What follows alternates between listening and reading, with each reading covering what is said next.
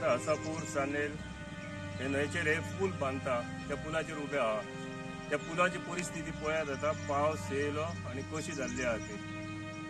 आता सध्याची परिस्थिती आहा त्या पुलार इतले तेंच्यांनी बेगीन काम करूंक जाय की जर व्हडलो पावस आयज पासून लागत जाल्यार फाल्यांच्यान हांगासर कंप्लिटली हे टू व्हिलर वयता ते सुद्दां बंद जातले.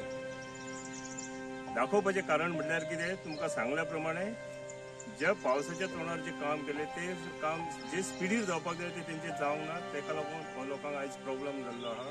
हे काम बेगिनात बेगीन करून ह्या रस्त्या वयल्यान तरी एक 4 व्हिलरी तरी चालू करपा सारकें जावपाक जाय. अशा तरेन ह्या लोकांची एक सोय करप ही गरजेची आहा.